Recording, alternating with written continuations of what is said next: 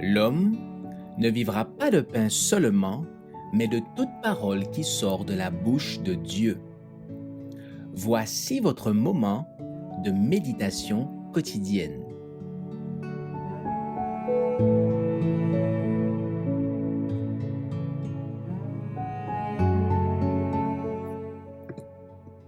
Savoir où appuyer sa vie, le 25 avril. C'est pourquoi ainsi parle le Seigneur, l'Éternel. Voici, j'ai mis pour fondement en Sion une pierre éprouvée, une pierre angulaire de prix, solidement posée. Ésaïe 28, verset 16.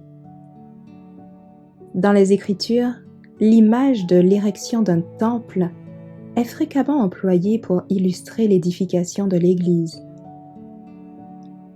Pierre écrit au sujet de la construction de ce temple. Approchez-vous de lui, pierre vivante, rejetée par les hommes, mais choisie et précieuse devant Dieu. Et vous-même, comme des pierres vivantes, édifiez-vous pour former une maison spirituelle, un saint sacerdoce. 1 Pierre 2, versets 4 et 5. Les apôtres bâtirent sur de solides fondements, sur le rocher des siècles lui-même. Ils employèrent à cet effet les pierres qu'ils avaient arrachées au monde.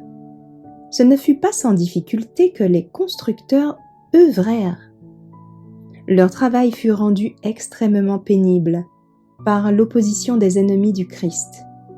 Ils eurent à lutter contre le fanatisme, les préjugés, la haine des hommes, qui construisaient sur des fondements erronés.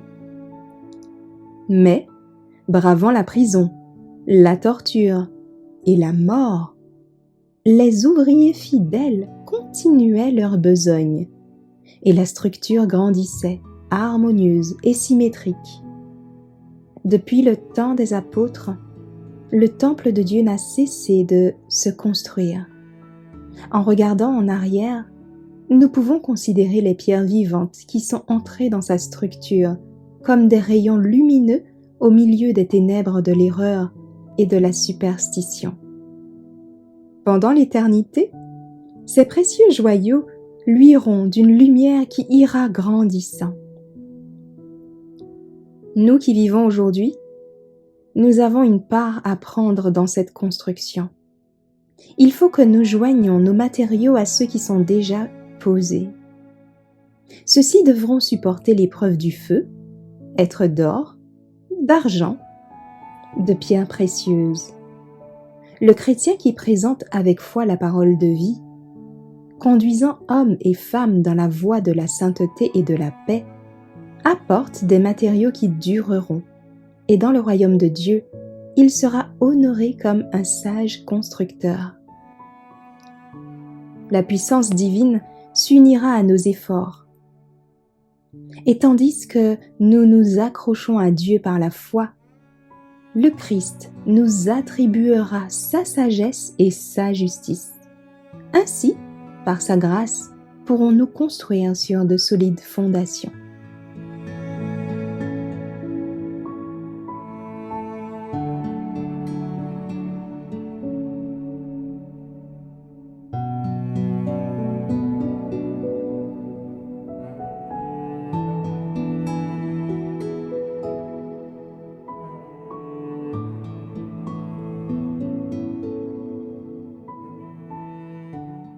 Merci d'avoir écouté cette présentation.